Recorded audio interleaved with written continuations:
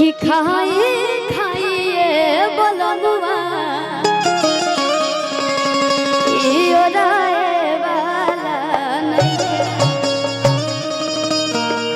जब घरे के धन बटे तब इतना जल्दबाजी काहे बा।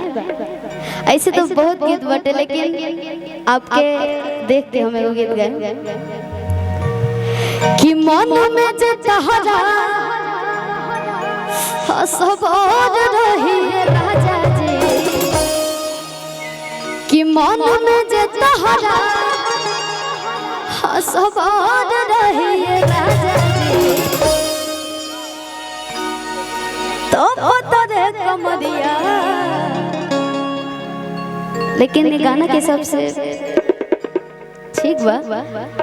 ये लोग आप लोग भी आ जाइए ना, आप लोग भी आ जाइए, आई इधर आ जाइए। औरतें कहते हैं तो तेरे कमरिया जिंदगी भर रही राजा जी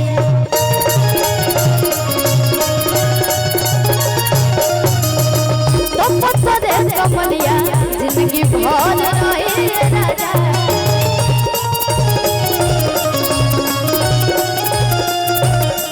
तो होके बना के नहीं कनिया,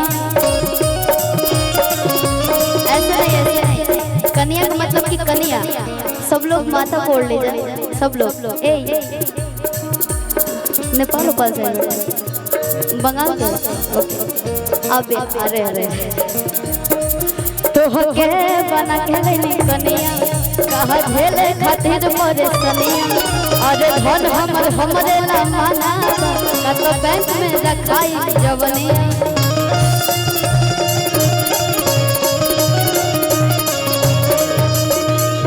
मन में जे तहरा सबाद रही राजा जी मन में जे तहरा सबाद रही राजा जी तो तेरे कमरिया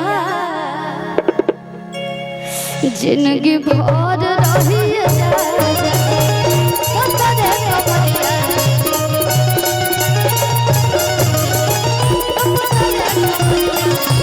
भर रही राजा।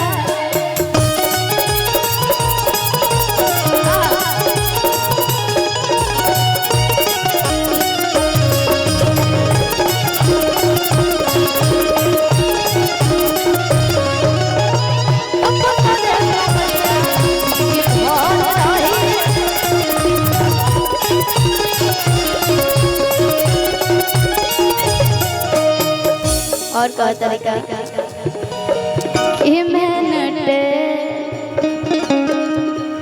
जब ले फिगर रहे तो बोले जवानी फिगर रहे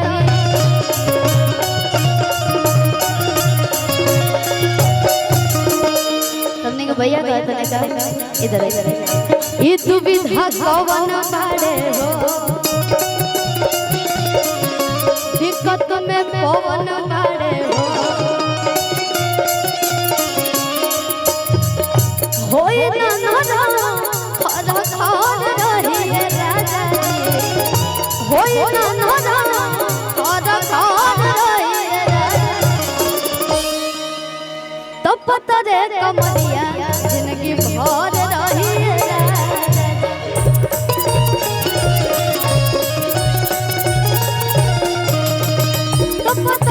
कमरिया जिंदगी भर रही राजा जी जिंदगी भर रही कमरिया जिंदगी भर रही। और हमने के एजा चाची लोग भी बैठल बने जा। हाँ हाँ करवा ली बड़ी लेट सी हम सबके तनी सम्मानित हो जाए। आपके जुल्फों में टकराकर यूं मैं आबाद हो जाऊं जैसे मैं भी लखनऊ का मीनाबाद हो जाऊं और कब तक इस इज्जत से चेहरे को निहारूं मैं। अच्छा ये तो मेरी पुरानी दोस्त संजय राय हमारे गार्जियन इतने लयदार आदमी हैं कि तुम्हारा फोटो जूम करके खींच रहे थे, लेकिन वो देखिए गीत संगीत सम्मानित करो बोलो। हम तो चाहते थे बेचारी अभी गा रही थी शिवानी। तुम्हारे जुल्फों में टकरा कर यूं मैं आबाद हो जाऊं जैसे मैं भी लखनऊ का मीनाबाद हो जाऊं, और कितने शिद्दत से इस चेहरे को संवारूं मैं, एक बार मुस्कुरा दो तो मैं भी बदल कर इलाहाबाद हो जाऊं।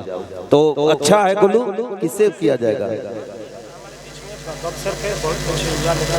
वो तो हम बुला रहे हैं। हम सबों के बीच में राजनीतिक दुनिया के सलाखा पुरुष तो हैं ही, सामाजिक दुनिया के भी सलाखा पुरुष हैं, और हमारे बक्सर की बड़ी पगड़ी अभिभावक आदरणीय श्री विजय मिश्रा बाबा बैठे हैं। मैं मंच पे आमंत्रित कर रहा हूँ, एक ताली बजा करके स्वागत कर दीजिए। आ जाइए गार्जियन, आपके द्वारा आज मैं चाहता हूँ कि शिवानी को सम्मानित कर, चूंकि भी बक्सर की भाई भविष्य तो है ही शिवानी, इसमें कोई दुमत नहीं है। झारखंड वाले दीवाना हो गए थे, जहाँ पे गीत लगता था कि कार्यक्रम जमे